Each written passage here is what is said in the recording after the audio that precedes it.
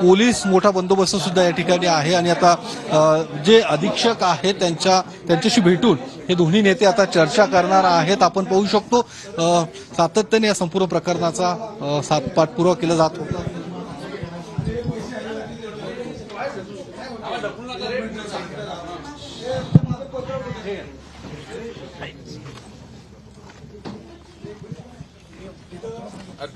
विभागाच्या भेटीला पोहोचलेले आहेत, तिथल्या अधिकाऱ्यांची ते भेट घेत आहेत।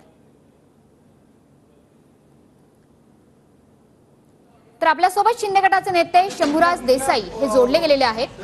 शंभूराजजी, तुम्ही दृश्य पाहता आहात पुण्यामधलं राज्य उत्पादन शुल्क विभागाच्या कार्यालयाबाहेर महाविकास आघाडीच्या नेत्यांचं आंदोलन सुरू आहे। रवींद्र धंगेकर आणि सुषमा अंधारे हे विशेषतः त्या ठिकाणी उपस्थित आहेत आणि 50 खोके असं प्रतिकात्मक निषेध त्यांनी व्यक्त करत हे आंदोलन केलेलं आहे। पहिली प्रतिक्रिया काय तुमची? 1 लाख रुपये हप्ता मिळतो, सगळ्याची यादी तुम्हाला चुकीचं आहे। नाही मी वाचून घ्या, तुम्ही नंतर सांगा। आपण बोलताय चुकीचं दम माफी आहे हो साहेब, तुम्ही चुकीचं खरं बोलायचं नाही।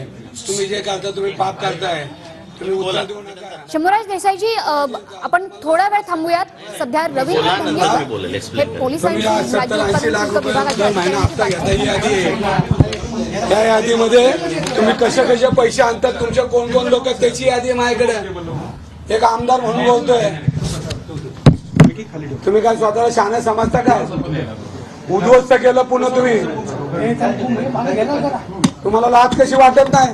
बरं म्हणताय खोटे, तुम्ही काय विधानसभेत पत्र उत्तर द्यायला उभे राहिले का माझ्याशी? राजपूतजी, आमचं साधन मागे ललित पाटीलचं प्रकरण झालं, त्यावेळेला पुण्यामध्ये ठिकठिकाणी ड्रग्जचे साठे कसे सापडतात यावर आम्ही यादी वाचू काय? विमाननगर परिसर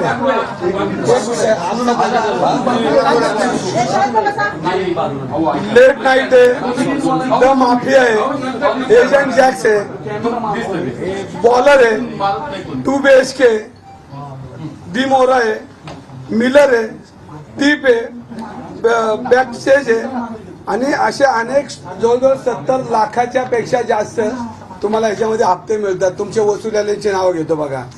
पहिला आहे कॉन्स्टेबल सुरू आहे, पडवळ, बाळासाहेब राऊत, राहुल रामनाथ आणि सुप्रिटेंडेंट आपलं चरण सिंग राजपूत, हे तुमच्या आशीर्वादाखाली चाललेले धंदे।